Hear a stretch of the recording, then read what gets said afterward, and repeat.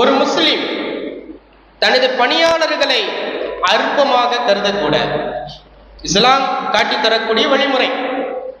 ஒரு முஸ்லிம் தனது வேலையாட்களை அற்பமாக கருதக்கூடாது.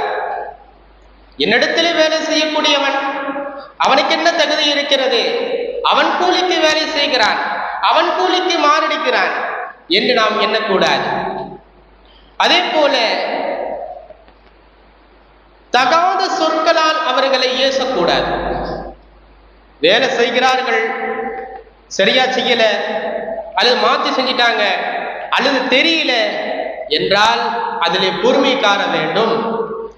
அந்த எந்த வேலை அவர்களுக்கு தெரியவில்லையோ, எப்பா இப்படி செஞ்சா இது சரியில்லை, இப்படி செய்யுங்க என்று அவர்களை முறைப்படுத்த வேண்டும்.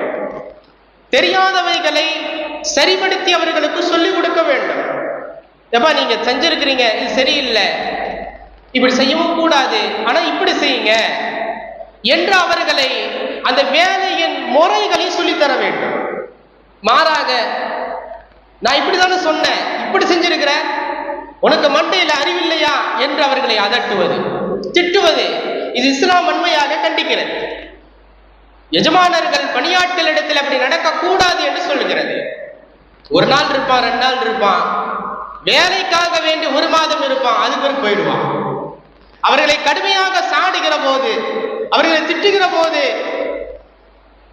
எஜமான எப்ப பார்த்தாலும் திட்டிக்கிட்டே இருக்கிறாரு, தெரியலனா தெரியலன்னு தானே சொல்றோம், சொல்லி தர மாட்டாரா, திட்டுறாரு, அடிக்கிறாரு, அவன் அந்த வேலையை வேணாண்டு போயிடுவான். நாம் அதற்கான குற்றவாளிகளாக நாம் அல்லாஹ்விடத்தில் சந்திக்க வேண்டியிருக்கும். எனவே பணியாளர்களிடத்தில் எப்படி நடந்து கொள்ள வேண்டும், தடித்த வார்த்தையை பயன்படுத்தக்கூடாது, இஸ்லாம் சொல்லி தருகிறது. அதே போல அவர்களுடைய உணர்வுகளை காயப்படுத்தக்கூடாது. அவர்களுடைய உணர்வுகளை காயப்படுத்தக்கூடாது. அவர்களுக்கு சில உரிமைகள் உண்டு, நாம எப்படி அது போன்றுதான் அவர்களும். பெருமானார் சொன்னார்கள், அகுல் முஸ்லிம் அல் முஸ்லிம் அகுல் முஸ்லிம். ஒரு முஸ்லிம் இன்னொரு முஸ்லிமுக்கு சகோதரர். அவர் எஜமானராக இருக்கட்டும், பணியாளராக இருக்கட்டும், அடிமையாக இருக்கட்டும், யாராக இருந்தாலும் சரி, மனிதன் என்ற ரீதியில் அவர்கள் ஒன்றுபடுகிறார்கள்.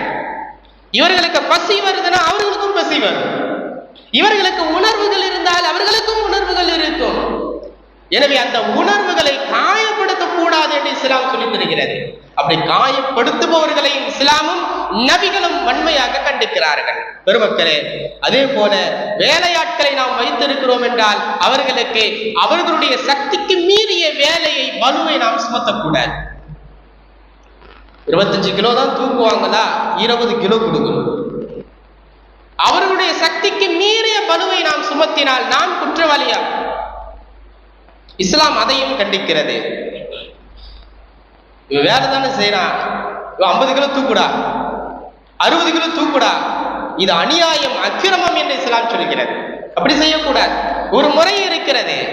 எனவே தான் ஆரம்பத்திலே சொன்னேன், இஸ்லாம் முதலாளிகள், எஜமானர்கள், வேலைக்கு அமர்த்துபவர்கள், கூலி ஆட்களிடத்தில் எப்படி நடந்து கொள்ள வேண்டும் என்ற அழகிய வழிமுறைகளை நமக்கு அழகான துணியிலே, பாணியிலே கற்றுத்தருகிறது என்று சொன்னேன்.